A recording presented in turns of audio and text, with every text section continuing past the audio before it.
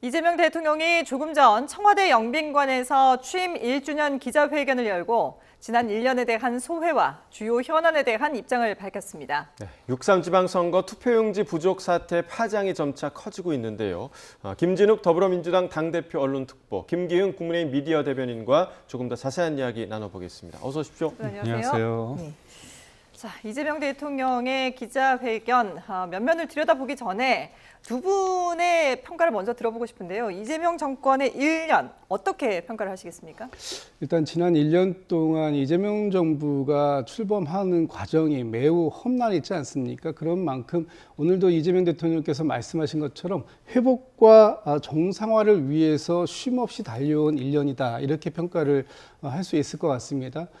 비상계엄과 내란으로 만들어진 민주주의의 위협, 그리고 국제질서 격변이 불러온 통상 안보 위기, 그리고 중동 전쟁이 불러온 민생 위기, 이 3대 위기를 극복하기 위해서 이재명 정부가 정말 쉼 없이 달려온 시간들이었는데 그런 시간들을 국민들과 함께 극복해냈고, 그것을 오늘 이 대통령의 이 뒤에 이 걸개 그림에 보면 대체불가 대한민국 세계가 꼭 필요로 하는 나라로 이런 그 글이 써 있었는데 예. 그만큼 우리가 다시 세계의 그 일원으로서 적극적으로 복귀하고 역할할 수 있는 그런 계기점을 만들어낸 지난 1년이었다 이렇게 평가를 할 수 있을 것 같습니다. 예, 김기흥 대변인 어떻게 평가하시겠어요?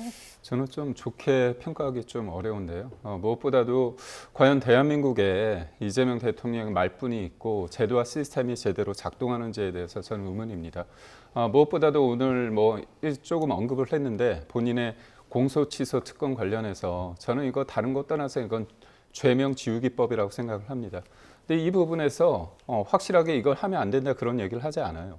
그래서 좀 알아보고 문제 있으면 뭐 어떻게 해야 되는 거 아니냐 결국 하겠다는 건데 지금 이재명 대통령이나 아니면은 민주당에서는 내란 프레임을 계속 적용하고 있습니다. 하지만 이번 지방선거에서 내란 프레임이 유효기간이 끝났다는 게 판명이 났습니다. 그리고 경제 좋다고 하시지만 결국 코스피 8천에서 어제 그제 저번 주 금요일부터 해가지고 무너지기 시작했죠.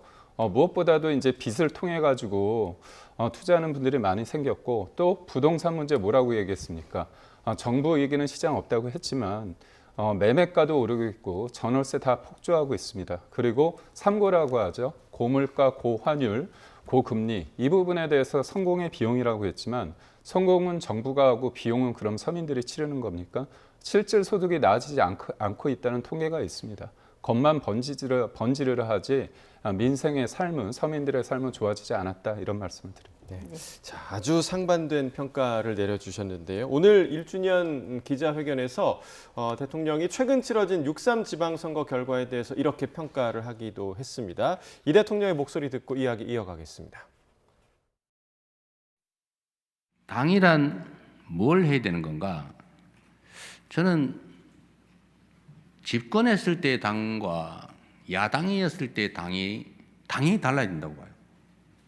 그러나 본질은 똑같아요.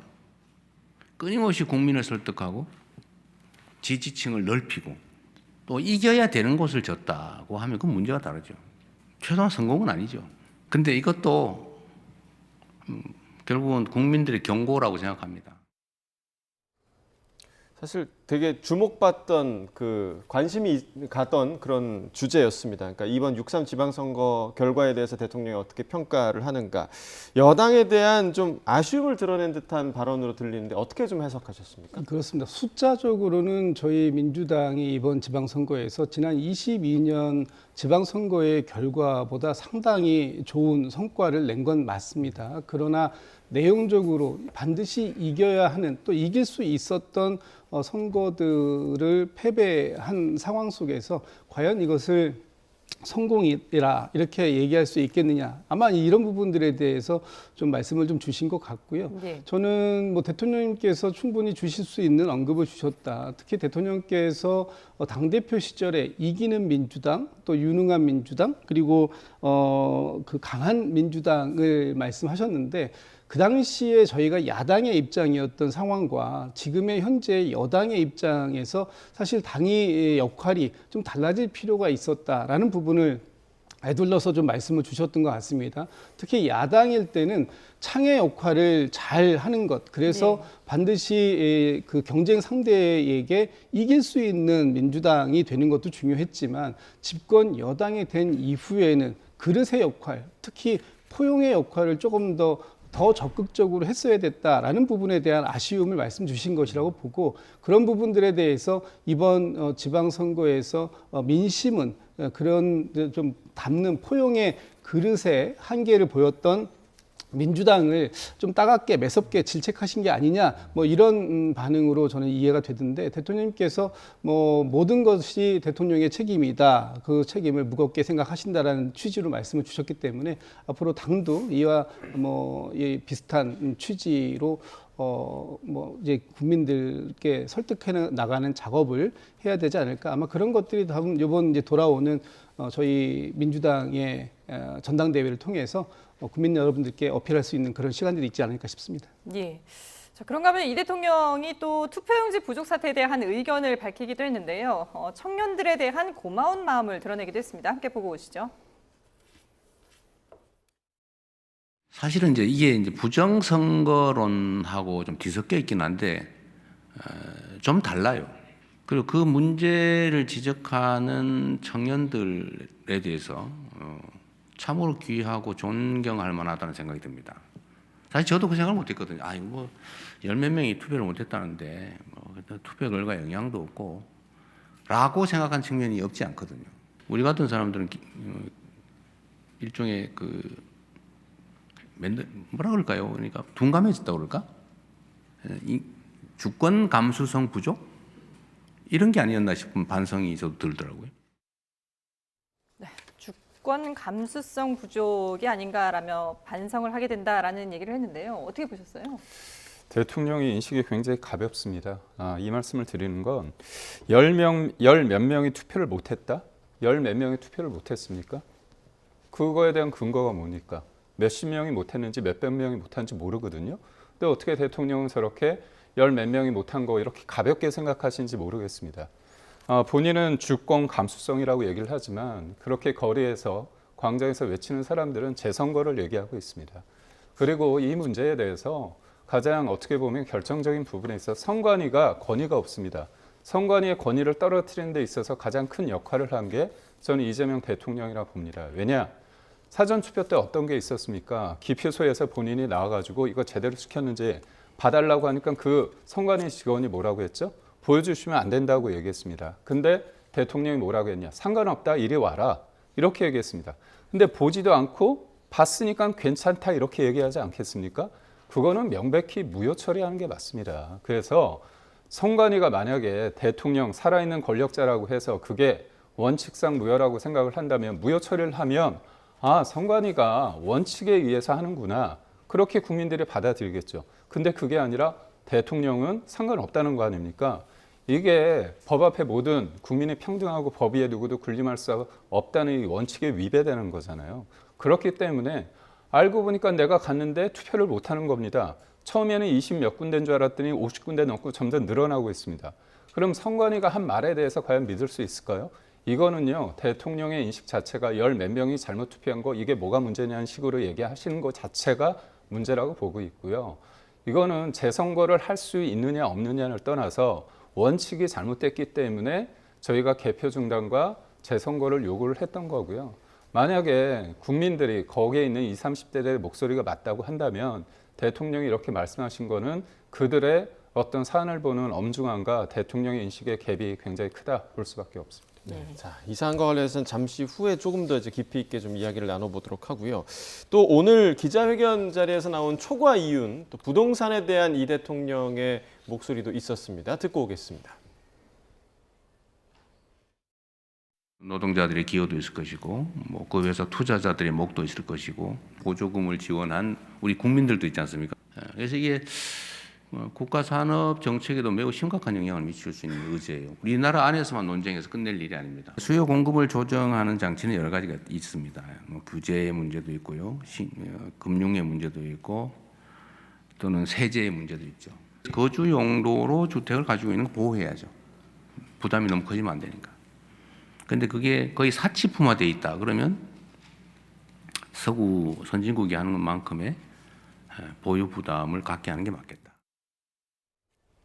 네, 최근에 이제 삼성전자 성과급 문제가 있었는데 이 부분에 대한 대통령의 인식에 대해서는 좀 어떻게 보셨습니까? 대통령께서 옳은 방향을 말씀하셨다고 봅니다. 특히 초과 세수와 초과 이유는 다른 것이다. 이제 초기에 그런 부분들이 혼용돼서 사용되어서 약간의 혼란이 있었던 측면까지 말씀을 주셨는데 초과 세수를 통해서 어떻게 우리 사회에 이 이익들이 골고루 분배될 수 있도록 할 것인가, 그리고 그 사용 방법을 어떻게 가져갈 것인가 하는 부분에 있어서는 뭐 잘 활용해야 하는 것이고요. 이것을 뭐 먼저 국가의 빚을 갚자 또는 투자에 먼저 필요하다, 뭐 이런 여러 가지 논쟁들이 있으니까 그런 부분들은 이제 정리해서 논의하면 될 것이다라는 말씀 주신 것 같고요.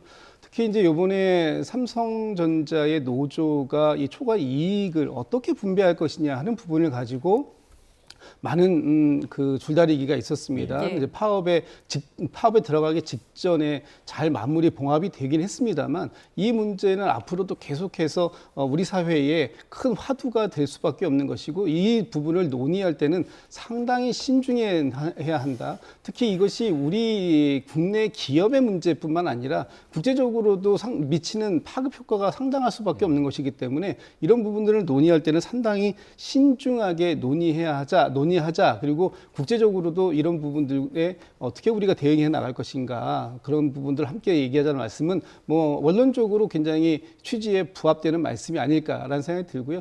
또 지금 우리 사회가 앞으로의 향후 AI 사회로 지향해 가는 과정 속에서 어떤 방식으로 이 국가의 초과 세수들을 잘 균형 있게 분배할 것인지 이런 부분들에 대한 논의는 이제부터 시작해야 된다라는 함의도 같이 포함해서 말씀을 주신 게 아닌가 싶습니다. 예, 이제 부동산에 대한 그 언급도 있었는데 사실 이번 서울시장 선거는 부동산 때문에 이 네. 표가 갈렸다라는 평가들이 있지 않습니까? 네. 그런데 이제 대통령의 발언을 들어보면 어쨌든 부동산과 관련된 기조는 계속 유지할 것 같은데요. 어떻게 보셨습니까? 안타깝습니다. 대통령이 이런 말씀을 하셨더라고요. 서울 집값 잘 막았다는 생각이다. 그리고 부동산 정책이 선거에 좋은 영향이다. 제가 실은 4개월 전부터 저는 서울시장 오세훈 후보가 이긴다고 했습니다. 왜냐하면 부동산 세금이란 게 단순히 세금 더 많이 낸다, 덜 낸다의 문제가 아닙니다. 집 한 채 마련을 했을 때 그 집 한 채라는 게 인생에 결혼하는 문제, 아이를 낳는 문제, 집을 어떻게 보면 사는 문제, 대출을 껴야 되고 어떻게 보면 또 전세를 껴서 살 수밖에 없는데 이 정부 들어서 어떻습니까? 대출 제대로 못 일으키고 그 다음에 또 전세 끼고 못 사게 했잖아요. 그런 상황 속에서 사람들의 어떤 나의 선택권이나 그런 게 어그러지는 겁니다. 좀 쉽게 표현을 하자면 내 인생에 제발 태클이나 걸지 말라 이렇게 얘기를 하고 있는데 이재명 대통령은 지난해 5월에 강남의 한복판 강남고속버스 터미널에서 이런 말씀을 하셨습니다. 세금으로 집값 잡지 않겠다. 민주당 정부가 들었으면 집값 오른다. 난 다르게 하겠다. 이런 말씀을 하셨는데 진짜 반대로 하셨잖아요. 심지어 정부 이기는 시장 없다고 얘기했는데 다주택자 중과세 그게 끝나고 나니까 다시 또 오르고 있습니다. 전세는 씨가 마르고 있고 지금 월세는 서울이 평균에 150만 원이 넘었거든요. 그렇다면 이거는 삶에 있어서 굉장히 부담으로 작용을 하고 있는데 과연 부동산 정책이란 것들은 결국은 다른 게 없습니다. 공급을 해야 되는데 공급에 한계가 있어요. 그러다 보니까 수요를 꺾는 이렇게 어떻게 보면 세금을 통해서 수요를 꺾는 정책, 문재인 정부 시즌2로 다시 복귀할 수밖에 없고 더 센 세금 정책을 하겠다는 것은 이번 지방선거에 대한 민심과 맞서겠다는 태도입니다. 예. 자, 그리고 이제 관심을 모았던 조작기소 특검법과 관련해서 대통령이 어떤 답변을 할 것이냐 이 부분 사실 뭐 평가들이 답변을 회피했다라는 평가도 있고요. 그냥 원론적인 입장에 그친 거 아니냐 이런 비판도 있더라고요. 어떻게 좀 보십니까? 대통령께서 원칙대로 법과 원칙에 따라서 하면 된다라는 부분들을 저는 뭐 잘 입장을 표명하셨다고 봅니다. 일단 지금 이 조작 기소와 관련된 국정조사가 있었습니다. 예. 거기에서 객관적으로 밝혀진 사실들이 있어요. 그럼 이 사실들을 어떻게 처리할 것인가 하는 부분에 있어서 대통령이 지금 행정부의 수반으로 있는 상황 속에서 검찰, 경찰 이런 데에서 수사를 진행한다라고 한다면 아마 야당이 반발할 거 아니냐. 그런 차원에서 가장 공정하고 객관적으로 할 수 있다라고 생각돼서 국회에서 추천하는 특검을 통해서 하는 것이 더 바람직한 측면이 있기 때문에 대통령의 입장에서 보면은 지금의 검찰이나 경찰, 특히 행정부에 소속되어 있는 공무원들로 하는 것이 더 바람직할 수도 있겠으나 그런 것과 관계없이 어쨌든 이 그 객관적으로 확인된 사실들에 대한 처리를 누군가는 해야 된다면 특검이 하는 것이 맞겠다라는 이제 말씀 주신 것. 그다음에 특검을 통해서 어떤 결과가 나왔다면 그 결과를 가지고 판단하면 되는 것이다. 지금 국민의힘이 계속 이 특검의 그 목적이 대통령의 공소 취소를 위한 것이다라고 계속 프레임을 씌워서 말씀 주시고 계시지만 결과적으로 특검에서 아무런 잘못을 밝혀내지 못했다거나 또는 밝혀낸 잘못이 있다면 그 결과에 따라서 특검이 처리하면 되는 거 아닙니까? 뭔가 그 잘못된 조작 기소가 분명하게 있었다 그러면 기소를 취소하면 되는 거고요. 만약에 공소를 취소하면 되는 것이고, 그 다음에 그런 사안들이 발견되지 못했다, 수사를 그렇게 했는데도 불구하고 아무런 것도 없었다 그러면은 그냥 지금처럼 재판을 이어가면 되는 겁니다. 이것이 법과 원칙에 따른 처분이라는 것이죠. 그것에 대해서 지금 뭐 국민의힘이 계속해서 대통령이 처음부터 특검을 하는 것 자체, 그리고 특검 이후에까지 계속 본인의 죄를 없애려고 한다라고만 이렇게 주장하실 게 아니라 지금 합법적으로 그 진행했던 국정조사에서 나온 결과들, 이런 결과들을 어떤 방식으로 책임 있게 수습해 나갈 것인가 하는 부분을 지금 말씀 주시고 계신 것이고, 그런 부분들을 특검이라는 기구를 통해서 일단 뭐 정리해 보자라고 하면 그 특검의 수사 결과를 지켜보면 될 일이다. 저는 그렇게 생각하고 있습니다. 예. 앞서 뭐 언급을 하긴 하셨습니다만 여기에 대해서 조금 더 반박을 하실 내용이 있으실까요? 할 말이 많습니다. 대통령은 예외잖아요. 우리가 뭐 검찰 수사 부분에 대해서 조작된 게 있으면요, 재판에서 그 조작된 부분을 법정에서 다투면 됩니다. 다 그렇게 하고 있어요. 예외가 없습니다. 근데 이재명 대통령께서는 그렇게 안 하시네요. 그리고 지금 뭐냐면 다른 사람도 아니고요, 공소취소 모임에 대해서 민주당 의원들이 집단적으로 그렇게 모임을 하는 거에 대해서 유시민 작가가 미친 짓이라고 얘기했습니다. 아니 뭐 거친 표현이죠. 하지만 그분이 했던 표현을 제가 인용하는 겁니다. 제가 말씀드릴게요. 본인과 관련된 겁니다. 대한민국에서 가장 힘이 센 사람이 누구죠? 대통령입니다. 그런데 본인 사건 관련해 가지고 이렇게 본인이 임명하는 특검을 통해서 하거나 지금 내가 임명했던 검찰을 통해서 이거를 뭔가 문제가 있는지 살펴보겠다. 근데 국회에서 봤잖아요. 술자리 연어 술 파티 있었다고 했습니까? 없었잖아요. 없어가지고 그 당사자인 그 박 검사 관련해 가지고 이거 징계 사유에 들어가지도 않았습니다. 그렇게까지 했으면 제가 볼 때는 부끄러운 줄 알아야 되는데, 이재명 대통령에서 이 공소취소 지방선거 앞두고 분위기 안 좋으니까 어땠습니까? 밀었죠. 수기 과정 거쳐야 된다고 한 다음에 말씀하셨던 게 이겁니다. 조작 기소를 통한 사법 살인. 나 조작 기소 당해서 나 사법 살인 당했다 이렇게 얘기를 한 거죠. 무슨 말입니까? 하겠다는 거죠. 그리고 또 최근에 그 검찰총장 직무대행 만났을 때 그런 얘기합니다. 검찰이 모호료 함정에 빠지면 안 된다. 사과하고 취소해야 된다. 목적어는 빠졌죠. 그런데 오늘 관련해서 문제 있으면 내가 할 수 있는 거 아니냐 이렇게 얘기한 겁니다. 이게 상권 분립도 훼손하는 거지만 대통령이 모든 어떤 시스템과 제도를 망가뜨리고 있는 상황에서 본인의 재판을 삭제하고자 한다. 죄명을 지우려고 한다. 이 자체에 대해서 국민들이 이번 선거를 통해서 분명히 전 심판했다고 봅니다. 네. 자, 대통령 취임 1주년 기자회견 관련 이야기를 나눠봤고요. 주제를 조금 바꿔보자면, 물론 이제 기자회견에서도 나온 내용입니다만, 지금 서울 송파구 개표소 봉쇄 사태가 계속되고 있습니다. 주말 사이에 수만 명의 인파가 모였다고 하고요. 또 상당수가 2030 젊은 세대로 지금 추정되고 있는데, 지금 이 같은 현상을 좀 어떻게 좀 보고 계십니까? 지금 송파구의 이 투표용지 부족 사태, 그로 인해서 많은 분들이 분노를 표출하고 계시는 것, 저는 뭐 정당한 분노 표출이라고 봅니다. 충분히 그럴 수 있다고 보고요. 그런데 이 부분에 정치권이 그분들의 순수하고 정당한 주장을 오염시키는 행위들을 하고 있다. 그런 측면들은 자제되어야 한다. 그런 말씀드리고, 이 지금 이분들이 외치는 구호가 재선거, 그리고 참정권 침해, 뭐 이런 부분들 아닙니까? 참정권이 침해당한 부분에 대해서 대한민국이 정말 공정하게 이분들의 권리를 지켜줬는가? 그렇지 못했다. 이 부분에 대해서 누군가 책임을 져야 된다. 그다음에 왜 그러한 일들이 발생했는지 확인해야 된다. 그리고 앞으로 재발 방지를 위해서 어떤 제도적 보완 장치를 만들 수 있을 것이냐, 그런 부분들이 필요하다라고 지금 주장하시는 거에는 전적으로 공감이 돼요. 그래서 저 부분들이 주장하시는 내용에 대해서 당연히 정치권이 이 부분을 안아서 해결해야 됩니다. 그런 차원에서 저희 민주당이 오늘 이와 관련된 국정조사 요구서를 제출을 했습니다. 네. 그렇다면 이분들 이런 주장들에 대한 국민의힘도 명확한 입장을 좀 내놓으셔야 되는 거예요. 괜히 저기에 지금 정당한 주장을 하고 계시는 분들과 또 부정선거를 주장하는 사람들이 함께 뒤섞인 그런 주장을 국민의힘도 같이 주장하고 있으면 안 된다. 특히 국민의힘의 장동혁 대표가 지금 재선거를 주장하고 있습니다. 그런데 그렇다면 이 선거가 정말 오염된 선거인가? 그래서 무효이고 다시 재선거를 치러야 되는 것인가 하는 부분에 대해선 장동혁 대표가 판단할 일은 아니지 않습니까? 그리고 그게 국민의힘의 당론인가요?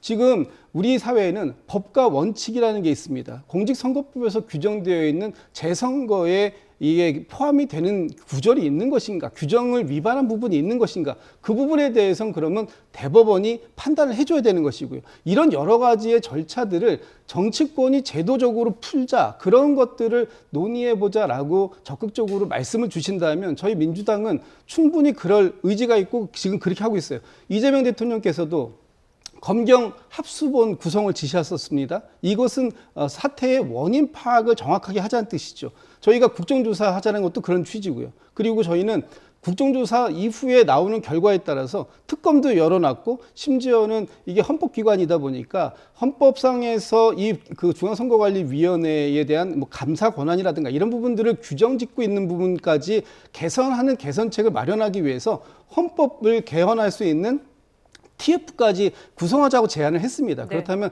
국민의힘도 책임감 있는 답변을 좀 주셨으면 좋겠다, 이런 말씀드립니다. 지금 말씀하신 것처럼 대부분 참가자들이 부정선거 음모론을 주장하는 지표와는 선을 긋는 모습을 보이기도 했는데요. 함께 영상 보고 오겠습니다. 아니요, 상관없어요. 자유롭게 하도록 내꾸라고요.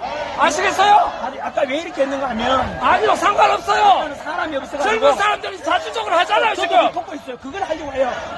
무슨 말이냐면 저도 다시 이제 격앙돼 있는 현장 분위기를 보실 수가 있는데 그만큼 이제 저 안에서도 여러 그 목적을 가진 사람들이 모여 있다 보니까 좀 다소 혼란스러운 그런 모습도 있는데 대부분은 부정선거하고는 좀 거리를 두려는 그런 모습을 보여주고 있거든요. 어떻게 보셨어요? 이게 그 실은 제가 인천 연수을 당협위원장이고요. 저희 관내에서 송도 5동 같은 경우는 투표용지가 부족해서 중단이 됐었습니다. 근데 제가 선관위에 물어보니까 몇 명이 집으로 돌아가는지 모르는 거예요. 네. 그리고 또 대기표를 나눠주지도 않았습니다. 그러니까 이게 생각보다 제보를 통해서 알려졌고 SNS를 알려졌지만 선관위가 제대로 파악하지 못하고 있습니다. 그렇다면 갑자기 투표용지가 없다고 한다면 진짜 적극적인 의사가 없는 사람은 돌아가는 거잖아요. 그러니까 이런 부분은 그런 어떤 상황을 만들어진 자체가 문제고요. 무엇보다도 이게 현장에 나온 공무원들은 일반직 공무원이고요. 이 문제가 오후 1~2시를 기점으로 해가지고 투표용지가 부족하다고 얘기를 했습니다. 송파뿐만이 아니라 송도에서도 그렇다고 하더라고요. 근데 선관위에서 그걸 되게 뒤늦게 얘기를 한 거죠. 원래 투표용지는 전날에 다 이송이 돼야 됩니다. 네. 그리고 투표용지가 옮겼을 때는 경찰 입회해야 되고요. 그다음에 원래는 투표용지에 다 넘버링이 돼 있습니다. 근데 넘버링이 안 된 것들을 수기로 썼다는 거잖아요. 그렇다면 여러 가지 선거법을 위긴 정황은 뚜렷합니다. 그리고 무엇보다도 실제로 못한 상황도 있다는 거죠. 그래서 제가 이게 부정이다 아니면 부실이다 그걸 다 떠나서 일정 부분 투표용지 부족으로 이 사태가 났다는 거잖아요. 그래서 저는 저분들은 일종의 어떻게 본다면 정치권이나 아니면 언론을 통해서 우리가 부정선거를 주장하는 사람과 같이 소위 말해서 하나를 묶이는 부분에 대해서 거부감이 있습니다. 그렇기 때문에 저도 뭐 정치인이고 저 가보고 싶은 마음이 있습니다. 저도 언젠간 가겠지만 가서 뭐 제가 발언을 하거나 그게 아니라 한 사람의 시민으로서 2030이 왜 저렇게 분노하고 저도 생각해 볼 때 재선거가 좀 쉽지 않다는 건 느껴집니다. 그렇지만 저들이 얘기하는 재선거는 뭐냐면 특정 진영이 선거를 이겼다. 졌다. 그렇기 때문에 이긴 쪽에서는 이겼으니까 나몰라라고 진 쪽에서는 이걸 해야 된다. 이게 아니라는 거죠. 예. 절차적 하자가 있다고 한다면 이들에게 있어서 공정은 결과적인 공정뿐만이 아니라 과정상의 공정에 대해서 이게 있어야 된다는 겁니다. 그래서 저 분들의 어떤 순수한 마음 그리고 이 선거 제도에 대한 문제점 여러 가지를 좀 종합적으로 고려해서 정치권들이 이분들을 이해하고 함께 해야 되지 않을까 생각합니다. 방금 저희가 이제 화면을 통해서 보신 네. 것처럼 전환길 씨 같은 맞습니다. 경우는 사실상 정치적인 색깔이 상당히 좀 짙은 네. 그런 세력 아니겠습니까? 그러니까 그 부분에 대해서 경계하는 분위기에 대해서는 좀 어떻게 좀 보세요? 그러니까 저는 그렇습니다. 그 부정 선거를 주장하는 분들 굉장히 외계인처럼 아니면 다른 사람이라고 딱 폄훼하는 거 이 자체도 저는 동의하지 않습니다. 다만 부정 선거를 주장함으로써 인해서 민주주의의 어떤 가치나 그랬던 것을 훼손하고 그걸 실질적으로 어떤 물리적인 충돌까지 하는 부분에 대해서는 전 반대하지만 이분들 또한 우리가 너무나 극우나 부정선거 음모론자다 딱 규정을 프레임을 소위 말해서 정해서 이분들을 볼 필요는 없다고 보고 있고요. 의외로 이 선거 제도와 그 사전 투표에 대해서 좀 문제를 인식하는 분들이 많습니다. 그러다 보니까 지금 국민의힘이나 아니면 보수층, 중도 보수층에서는 투표율이 높습니다. 그래서 이거를 사전 투표를 문제라고 생각하는 사람들은 음모론자고 부정선거 주장하는 사람이다 이렇게 등치하는 것도 좀 그래서 현장에 있는 분들 입장에서는 여튼 지금의 부정선거를 주장하는 사람들이 어떻게 인식되고 있느냐 그렇다면 그들과 소위 말해서 하나로 묶일 때 가지는 그 부담감 나의 선의가 왜곡될 수 있다는 그런 어떤 부담감과 어떤 거부감이 작용하는 것 같습니다. 예. 어제 이재명 대통령도 SNS를 통해서 이제 검경 합동 수사를 지시했는데 앞서도 이제 잠깐 언급을 해주셨지만 지금 이 사태가 선관위의 어떤 셀프 자정으로는 절대 바로잡을 수 없다라고 보는 거죠. 그렇습니다. 지금 선관위가 이게 처음 이런 실수가 나온 건 아니지 않습니까? 그렇죠. 지난 22년도에 소쿠리 투표, 또 23년도에 선관위 직원들 채용과 관련돼서 선관위 직원이 무슨 음서제냐 이런 얘기들도 있었고 그래서 결국 그 당시에도 중앙선관위원장이 대국민 사과까지 하는 상황들이 있었음에도 불구하고 그때마다 그냥 임시 방편으로 저희가 자체 개혁안을 강도 높게 준비하겠습니다라고 했습니다만 결과적으로 이 선관위의 부실적 관리 이 부분만 더 드러난 것 아니냐. 그렇다면 이제 뭔가 이 선관위 자체에다가만 맡겨둘 수 있는 상황은 지나지 않았을까. 그래서 외부에서 늘 상시, 견제, 감시가 필요하다라는 부분, 그런 부분을 제도적으로 어떻게 담을 것인가 하는 부분, 그리고 또 지금처럼 이 부실한 선거 관리가 있었다고 한다면 이 부실한 부분을 어떻게 치유할 것인가 하는 부분을 만들었는데 이것을 법과 제도 안에서 해야 되는 것이지 어떤 감정적 주장에 의해서 이 상황들을 정리해 나갈 수는 없는 것이다. 그런 차원에서 저희들이 순서라는 게 있는 겁니다. 예를 들면 지금 국민의힘이 주장하는 재선거가 이루어지기 위해서는 제일 처음에 선거관리위원회에다가 선거소청이라는 걸 해야 되는 것이고요. 그것이 받아들이지 않았을 때는 선거 무효소송이라든지 이런 걸 또 진행해서 사법적 판단이 나와야 되고 그런 여러 가지 상황들이 거친 이후에 최종적으로 그러면 이 선거를 재선거를 치를 것인지 재선거를 치른다면 어느 지역을 대상으로 할 것인지 여러 가지 상황들을 좀 분석하고 차분하게 논의하는 과정이 필요하다. 그런 부분들은 정치권인 여야가 머리를 맞대야 할 부분인데 지금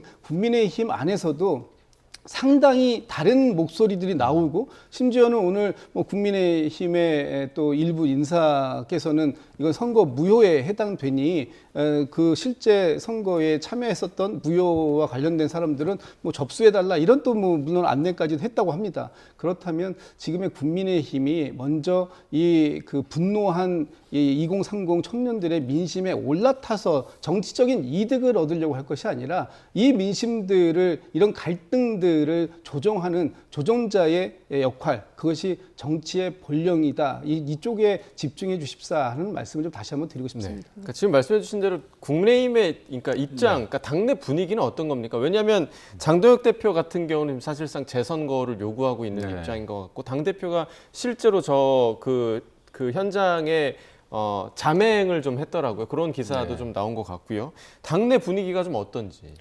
우선적으로 장동혁 대표가 현장에 갔을 때 지금 2030이 요구하는 건 재선거잖아요. 그렇죠? 그렇다면 그들이 요구하는 그 이유가 뭘까? 우리가 서울을 이겼습니다.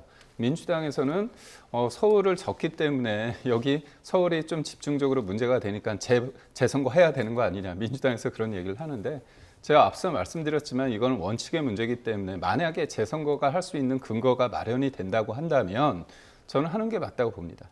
그 근거가 마련되고 어느 정도의 이 전체적인 선거판에 있어서 문제가 되는지에 대해서 알아봐야겠죠. 지금 상황에서 재선거를 한다 안 한다 이렇게 말하는 것보다는 아무래도 장동혁 대표 입장에서는 현장에 2030의 목소리를 좀 적극적으로 안아야 되는 거 아니냐. 그리고 대통령도 이런 말씀 하시지 않았습니까? 네. 일종의 감수성 얘기도 하지 않았습니까?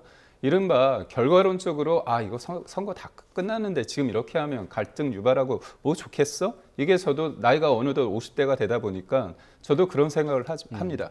하지만 2030 입장에서는 이분들은 어렸을 때부터 계속 끊임없이 경쟁을 했습니다. 그 경쟁에 대해서 그 과정이 투명하잖아요. 받아들입니다. 그렇지만 그 과정이 투명하지 않을 때는 이거에 대해서 문제 제기를 하거든요. 그래서 이게 단순히 이 문제냐 아니면 이제까지 기득권들이 보여준 어떤 일종의 본인들 위주로 세상을 보고 그 2030이 그거에 대한 어떤 분노와 반발을 좀 감췄던 드러나지 않았던 것들이 이걸 통해서 폭발한지를 좀 봐야 되거든요. 그런 면이 있고 저희가 사전투표 관련해서는 저도 반대를 합니다. 이게 부정선거가 있다 없다를 떠나서 현실적으로 사전투표를 둘러싼 사회적 갈등이 크잖아요. 근데 사전투표는 본투표에 비해서 4, 5, 5일 전에 됩니다. 그러면 그 이후에 여러 가지 어떤 일이 발생했을 때 객관적으로 이미 투표를 했기 때문에 나의 어떤 여러 가지 상황을 감안해서 투표 행위를 한 건 아닙니다. 그렇기 때문에 저는 이재명 대통령과 민주당 쪽에서 이 생각을 좀 해보셨으면 좋겠어요. 모두의 대통령이 되고 집권 세력으로서 사회적 갈등을 줄이는 데 있어서 크게 하기 위해서는 이 사전 투표 제도를 물리고 본투표를 뭐 하루 더 늘리는 방식으로 한다면 얼마나 좋습니까? 대통령의 결단으로 집권 세력의 결단으로 사전 투표 말고 본투표 하겠다. 그러면요, 진짜 역사에 남을 위인이 되는 겁니다. 예, 그거는 이제 조금 더 길게 논의를 해봐야 되는 그런 부분이기 때문에 지금 당장 이 상황에 좀 더 집중을 해보자면은 일단 장동혁 대표는 이재명 대통령과의 만남을 요구를 했거든요. 이 시점에서 영수회담을 한다면 뭘 요구를 하기 위해서 하는 건가요? 아무래도 이재명 대통령은 2030의 그 현장에 가보시지 않았잖아요. 저도 뭐 가보지 못했습니다. 근데 뭐 오늘이나 내일 조용히 갈 마음이 있을 텐데 저도 언론을 통해서 드러나는 2030의 목소리와 제가 현장에 갔을 때 느끼는 게 분명히 다를 것 같습니다. 저도 처음에 이분들이 모인다고 했을 때 하루 이틀 정도 되고 개표가 다 끝났고 당선인도 다 정해졌기 때문에 그냥 끝날 줄 알았거든요. 그런데 토요일 같은 경우는 뭐 3만, 4만 명이 모였다고 합니다. 그래서 분기점은 제가 볼 때 대통령이 이제 순방을 갔다 오실 거 아닙니까? 그랬을 때 주말까지도 만약에 지금의 2030 나아가서 국민들이 현장에서 이런 재선거의 목소리를 주장하고 계신다면 전 정치권이 이걸 풀어야죠. 왜냐하면 국민들은 민생, 자기의 어떤 일상으로 돌아가야 되지 않겠습니까? 그래서 이게 장동혁 대표가 그 2030의 어떤 목소리에 분노에 타는 게 아니라 그 사람들의 목소리를 한번 여과 없이 정치권이라는 거, 기성세대의 어떤 관점에서 탈피해서 그들의 온전한 목소리를 담아내고자 하는 게 아닌가 생각합니다. 네. 자, 이 문제와 관련해서 민주당 내에서도 일부 재선거 목소리가 좀 나오는 것 같더라고요. 지금 뭐 저희 의원들 박선원 의원이나 예. 최민 의원 같이 일부 의원들께서 뭐 재선거, 뭐 전체적인 재선거를 말씀 주신 건 아닌 것 같습니다. 예. 문제가 된 지역에 대해서 재선거에 대한 이제 입장을 말씀 주신 분들이 계시는데, 그럼 당에서 지금 당론으로 확정된 사안은 전혀 아니다라는 말씀 드리고, 지금 장동혁 대표가 이렇게 정치적 위기, 뭐 이제 지방선거 참패에 대한 책임론을 좀 벗어나고 싶은 정치적 위기의 돌파구로 지금 이 문제를 선택한 건 저는 정말 잘못된 선택이다, 이런 말씀 드리고 싶고, 오세훈 서울시장 당선 무효 운동을 사실상 하고 계시는 것 같아요. 그렇다면 당내에서 그 합의된 하나의 당론을 가지고 주장을 하시는 것이 바람직하다. 그래야 많은 국민들이 헷갈리지 않을 것 같습니다. 저희 민주당에서는 지금 좀 전에도 제가 계속 말씀드렸습니다만, 이 과정들을 법 테두리 안에서, 법과 제도 원칙 안에서 하자는 겁니다. 일단 공직선거법이 규정하고 있는 재투표, 재선거의 어떤 규정들이 있어요. 그러면 이 사안이 거기에 해당되는가? 그래서 해당된다면 송파구에서 문제가 된 투표구에 대한 재선거를 하자는 것인지, 아니면 서울시 전체에 대한 재선거를 하자는 것인지, 뭐 이런 부분들에 대해서 명확하게 입장을 가지고 말씀을 주셔야 되는데, 이런 상황들에 대해서 개별 의원들께서 본인의 어떤 정치적인 주장을 하시는 것보다는 지금의 이 상황을 면밀하게, 주도 면밀하게 관리하고 있는 지도부가 이 상황들을 좀 판단할 수 있는 그런 좀 선택의 시간을 좀 주었으면 좋겠다는 것이고요. 저희 민주당에서도 이 부분에 대해서 결코 가볍게 보고 있지 않습니다. 지금 분노한 이 성남 민심들이 몇 날 며칠째 이 밖에서 본인들의 주장을 이렇게 강력하게 한다라는 것은 저희가 이미 정치권이 받아 안아서 문제의 해결 가능한 사안들을 만들어내야 되는 것이고요. 그것이 정치의 본령이다 생각하고, 저희는 뭐 중앙선거관리위원회의 확실한 이 개혁을 포함한, 제도적 개혁을 포함한 이번 사태의 원인과 책임을 분명하게 묻겠다라는 확실한 입장을 갖고 있습니다. 예. 자, 이렇게 이제 선거 투표용지 부족 사태에 대한 문제를 짚어봤고요.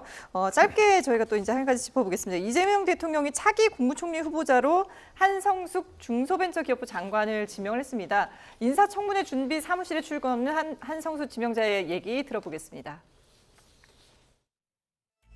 동생이 요즘 코리츠 팬이어가지고 노래를 듣고 있는데, 도가니 사리기 레드 신호등 바뀌었어 그린 넘어가 울타리 그린이란 가사가 와 닿았습니다. 몸살이지 않고, 그리고 신호등이 바뀌고 시대가 바뀐 것에 맞춰서 과감하게 울타리 넘을 수 있는 거 넘을 수 있도록 최선을 다하겠습니다.